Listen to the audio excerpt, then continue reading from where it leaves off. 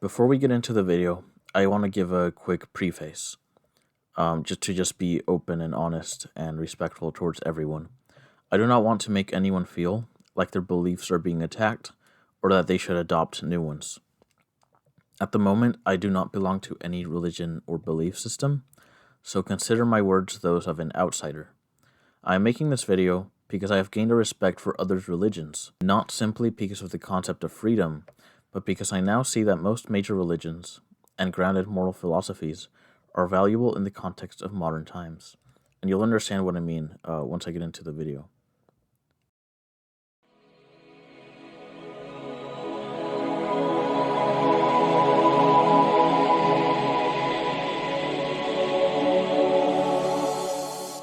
There is no question in my mind that you should be open-minded and considerate of the teachings offered by the world's religions and philosophies if you are on self-improvement. Even if you are atheist or are already committed to a religion, I believe it is an important aspect of humility to be open to learn from anything, and I am not asking you to change your beliefs, but to simply hear out a unique point of view. For all the hundreds or thousands of differences that these religions and belief systems have, I believe that the commonalities between them are more important, especially in the context of modern times. Let us analyze a set of virtues from 7 different belief systems: Christianity, Islam, Buddhism, Hinduism, Stoicism, and Confucianism. The first common link between these relates to the family. In the modern West, the family has been broken. Too many fathers and mothers are all too willing to abandon their children and their responsibilities, and divorce runs rampant, while millions of children have been ill-prepared for adulthood and lack respect for adults who taught them none. And now, what do the ancient belief systems say of family? The 10 Commandments say that thou shalt not covet thy neighbor's wife, thou shalt not commit adultery, and that you should honor thy father and thy mother. Likewise, Islam considers adultery fornication, and also places emphasis on the family unit. The filial piety of Confucianism runs so deep in Eastern societies that it persists today despite the spread of other ideologies. The Yamas of Hinduism command humans to exercise chastity and marital fidelity. Buddhism and Stoicism similarly forbid adultery, infidelity, and promiscuity. If the modern West adhere to any of the values of these religions, the family would not be broken, and the normalization of casual sex would not bring down the value of relationships and love. Even hundreds or thousands of years ago, these schools of thought knew the danger of allowing these behaviors to run rampant. And what of the other behaviors in self-improvement? Discipline, focus, and ambition are all to one extent or another prized in all of these systems as well.